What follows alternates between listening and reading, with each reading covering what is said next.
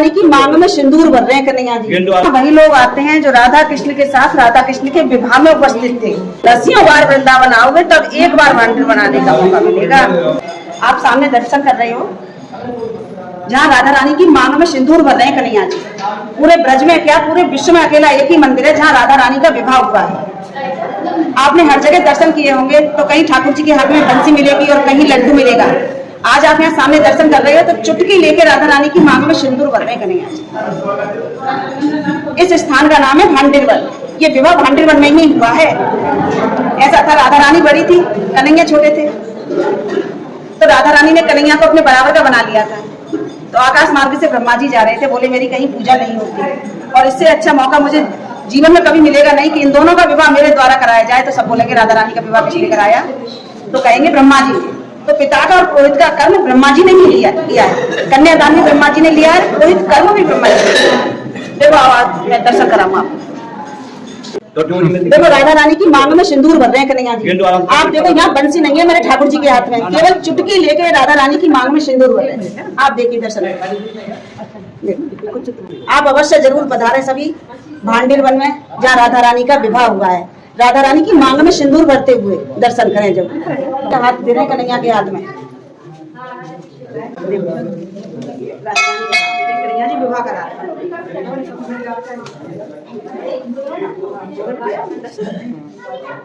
ये मल्ल कीड़ा, राधा और कृष्ण की मल्ल कीड़ा, मल्ल युद्ध हुआ है ये। तो आप लोग सभी जानते हैं कि पहले भी राधा जीती थी और आज के जमाने में भी आप सब माताएं बहनें जानने वाली हैं कि अपने अपने घरों में भी राधा रानी ही जीत रही है। तो इसमें ये जो राधा रानी तो नीले उसमें नीलांबर में विराजमान है। ये सखी भेजी है मैंने, अष्ट सखियां हैं ना, तो वो पहले अपनी सखी को भेजा है। अच्छा, युद्ध करने के लिए मल्ल कीड़ा करने के लिए ये भी लीला यही की है भांडेरवन की। अच्छा, और ये देखो सामने बक्षासुर का जब वध करके ठाकुर जी ने ब्राह्मणों को भंडारा और गौदान दिया था। यहाँ भंडारे का भी विशेष फल होता है। आप सामने दर्शन कर रहे हो, कृष्ण भगवान गोपवालों के साथ बैठ के भंडारा करते हैं। आप अष्ट सखी यमुना पार करके दुर्वासा ऋषि को भोजन खिलाने आएंगे। देखो पीछे कन्हैया बैठा हुआ है। कन्हैया से बोली, कन्हैया हमें बाबा को भोजन खिलाने जाना है। कि जाओ कि कैसे जाए, यमुना मैया तो बीच में है। क्या यमुना मैया को कह देना कि कन्हैया बाल ब्रह्मचारी है तो यमुना मैया रास्ता दे दो। अष्ट सखियों ने ऐसे ही बोल दिया तो यमुना मैया ने रास्ता दे दी। बाबा के पास पहुंच गई, दुर्वासा ऋषि के पास। तरह तरह के व्यंजन बना के लाई थी बहुत, और उन्होंने सारे व्यंजन पा लिए। और पाने के बाद शाम हो गई। बोले बाबा अब हमें अपने घर जाने दो। के जाओ कि कैसे जाए के बीच में तो यमुना मैया है। के कह देना यमुना मैया से कि दुर्वासा ऋषि ने सिवाय दूध घास के कुछ नहीं खाया तो यमुना मैया रास्ता दे दो। उन्होंने ऐसे ही बोल दिया और यमुना मैया ने रास्ता दे दिया। सारी सखियां अपने घर इकट्ठी होके खड़े होके यमुना पार, तब बोलती हैं दो ठग बीच बसे एक ठगनी। दोनों ठगे, सैया भी ठगे, इतनी गोपियों के साथ रहते हैं और फिर भी कह रहे हैं बाल ब्रह्मचारी हूँ। और दुर्वासा ऋषि ने इतना सब कुछ पा लिया और वो कह रहे हैं मैंने सिवाय दूब घास के कुछ नहीं खाया तो यमुना मैया रास्ता दे दो। क्यों कि स्वाद उन्हें दूब घास का ही आया। जय श्री राधे। यही लीला है। पसंद कर रहे हो? एक मुंजाटपन था, मुंजाटपन में आग लग गई थी तो सब गोपवाल जलने लगे थे। तो सब गोपवालों ने ठाकुर जी को याद किया। ठाकुर जी वहां प्रकट हुए और उन्होंने आके अग्नि का पान कर लिया था। दावा अग्नि पान लीला है। ठाकुर जी ने अग्नि को पी लिया था। तो सामने आप देख रहे हो अग्नि का पान कर लिया है, दावा अग्नि पान। ये भी लीला यही की। जिस समय शादी हो रही थी उस समय आप लोग थे किसी न किसी रूप में। यहाँ तो राधा रानी की कृपा हुई है। तो 5000 वर्ष के बाद राधा रानी ने अपने धाम भांडेरवन में आपको दर्शन बताया है। बोलो राधा रानी की 10 बार वृंदावन आओगे तब एक बार भांडेरवन आने का मौका मिलेगा। जो भी लाडली की कृपा होगी तभी आप आ सकते। ये सामने कुआ है, भगवान ने बंसी से प्रकट किया था। बैडू को ऐसा था, भगवान गाय चरा रहे थे तो बछड़े का रूप धारण करके भगवान की गायों में आ गया था बक्षासुर नाम का राक्षस और गायों को मारने लगा। ठाकुर जी ने उसका उद्धार कर दिया। तो सब गोपवाल साथ में थे तो बोले तुम गौ हत्यारे हो, पापी हो, दोषी हो, तुमने गौ हत्या कर दी। इसके पश्चात आपके लिए क्या करना चाहिए कि सभी तीर्थों में जाओ और स्नान करके आओ। तो ठाकुर जी बोले कि अगर मैं सभी तीर्थों में जाऊंगा तो बहुत टाइम लगेगा, तुम विश्वास करोगे नहीं करोगे, इससे अच्छा तुम्हारे सामने कुआं प्रकट करता हूँ। तो पहले जमुना जी रहती थी भांडेरवन में होगी। ठाकुर जी बोले मैं यही प्रकट कर रहा हूँ। तो भगवान ने बंसी से कुआं प्रकट की और उसमें खड़े हुए। तो सामने आप दर्शन, तो आप सब दर्शन कीजिए।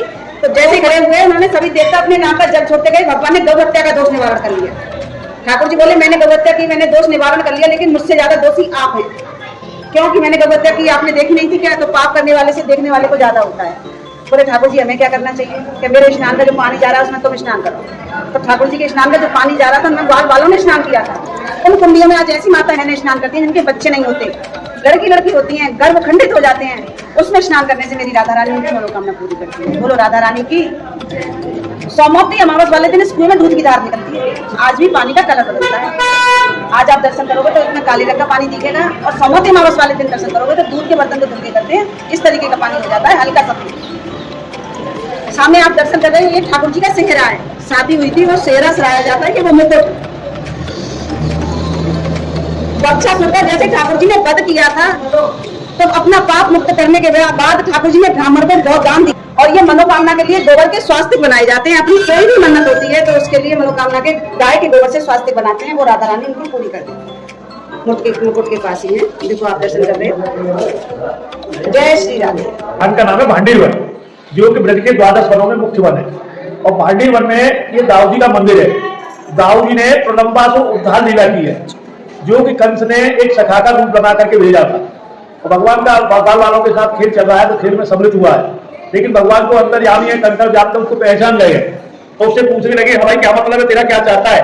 क्या मेरी खेलने की इच्छा है, क्या मैं खेलने में शर्त रखूंगा, मेरी शर्त मानोगे तो खेलो, नहीं अपना आगे बढ़ो। बोले क्या शर्त है भैया?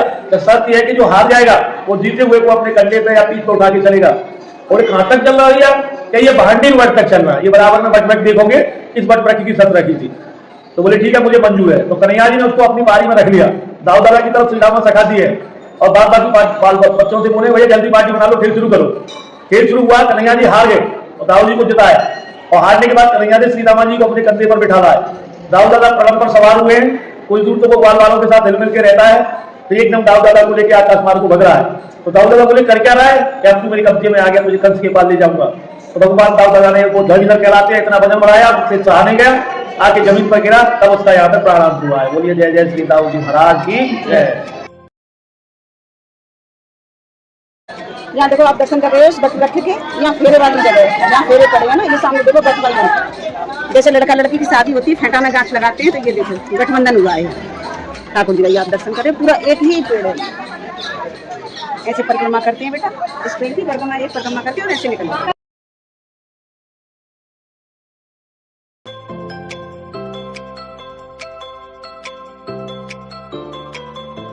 तो यहाँ पे नंद बाबा एक बार यहाँ गाय चराने के लिए आते थे, तो कृष्ण भगवान जिद करने लगे कि मैं भी आपके साथ चलूंगा। तो 2.5 साल के कृष्ण भगवान को नंद बाबा गोदी में लेके आए। जहाँ पे गाय चरा रहे थे, अचानक से मौसम खराब हो जाता है, आंधी तूफान बरसात होने लग जाती है। तो बाबा घबरा जाते हैं, तो उस बटबड़े की आड़ लेके यहाँ पे छुप जाते हैं और बोलते हैं बचाओ प्रभु, ये क्या हो गया, आजी दादा खुलाए हुए, आंधी तूफान बरसात होने लग गई। तो एकदम पुंज प्रकाश से मौसम को साफ करते हुए यहाँ पर राधा रानी प्रकट होती है। तो राधा रानी बोलती है बाबा लाला को मुझे दे दो। तो नंद बाबा बोले मैं ऐसे कैसे दे दूं, कौन हो, कहाँ से आए हो? तो मैं तो बंद सकी हुई घूमती रहती हूँ, लाला रो रहा था, बचाओ बचाओ कर रहे थे, मैं तब आई हूँ कि बाबा लाला को मुझे दे दो। तो राधा रानी ने अपना देवी स्वरूप का दर्शन कराया है। जैसे राधा रानी अपने देवी स्वरूप का दर्शन कराया तो नंद बाबा को तुरंत ध्यान आ गया कि गर्गाचार्य जी ने नामकरण किया था ना, तभी बता दिया था ये कोई नॉर्मल बालक नहीं है, ये पूर्व परमेश्वर बालक है, इनकी शादी आ सकती श्री राधा रानी से भांडीवन में होनी है। वो ध्यान आया तो राधा रानी को दे दिया कन्हैया को और बोल दिया सुधा मैया को आप ध्यान।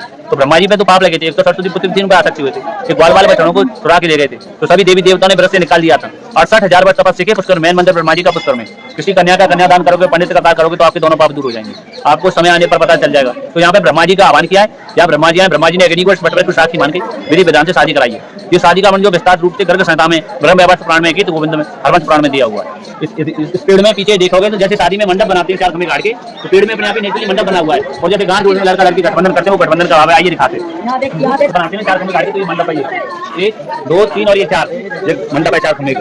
और जैसे गांठ जोड़ते हैं, गठबंधन करते हैं, ये गठबंधन का भाव है। ये दोनों पेड़ों का मिलन है, राधा और कृष्ण का मिलन है। ये दोनों पेड़ों का, वो काला पेड़ है वो कृष्ण का रूप है, ये राधा जी का रूप है, ये गोरा पेड़ है ये वाला। राधे, आपने सुंदर भांडीर वन के दर्शन किए। ये जो भांडीर वन है, जो ब्रज के प्रमुख 12 वन हैं, उनमें से एक वन है। और गर्ग संहिता में, ब्रह्म वैवर्त पुराण में यहाँ की सुंदर महिमा का वर्णन आप सब लोगों को देखने और सुनने को मिलता है। क्योंकि श्रीमद् भागवत के 10वें स्कंद में भी जो कुछ लीलाएं हैं, जैसे भगवान ने प्रलंबासुर का वध किया है और भगवान ने दावाग्नि का पान किया है, तो वह लीला भी इस भांडीर वन में यहीं पर हुई है। तो आप सभी लोगों ने सुंदर यहाँ का दर्शन किया। और श्री राधा कृष्ण का जो विवाह है, जो लोग कहते हैं कि क्या राधा कृष्ण का विवाह हुआ था, हाँ तो भैया बिल्कुल 100% गारंटी के साथ कहा जा सकता है, बिल्कुल राधा कृष्ण का विवाह हुआ।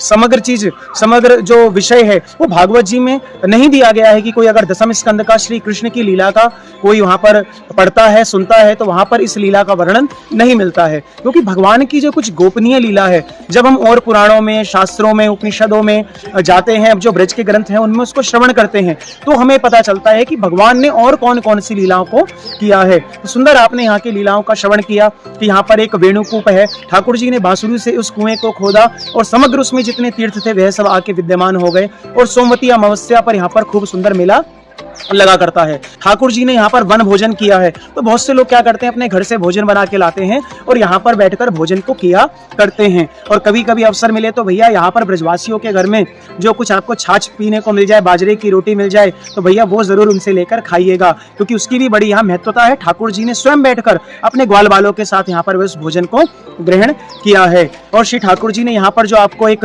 सुंदर वट वृक्ष दिखाया गया, कितना विशाल वृक्ष है, उसके नीचे ही श्री ब्रह्मा जी ने आकर स्वयं राधा कृष्ण का विवाह किया, पुरोहित भी बने और पिता बनकर श्री राधा जी का कन्यादान भी उन्होंने किया है। तो सुंदर यहाँ पर यह लीला हुई है। तो कोई अगर पूछे कि भैया प्रमाण कहाँ से देते हो, तो भैया गर्ग संहिता में और ब्रह्म वैवर्त पुराण में इसका प्रमाण आपको देखने को मिल जाएगा। तो जितना हो सकेगा आप इसको वीडियो को शेयर कीजिएगा, ताकि और भी लोग जो यहाँ पर आना चाहते हैं, ऐसा कहा जाता है कोई व्यक्ति 10 बार वृंदावन में आए और 10 बार वृंदावन में दर्शन करके चला जाए, उसके बाद उसको एक बार ही आकर भांडीर वन दर्शन करने का अवसर प्राप्त होता है। इसलिए भैया वृंदावन आए हो बहुत अच्छी बात है, ब्रज में अनेक जगह घूम रहे हो, दर्शन कर रहे हो बहुत अच्छी बात, लेकिन एक बार भांडीर वन अवश्य आइएगा। जय श्री राम।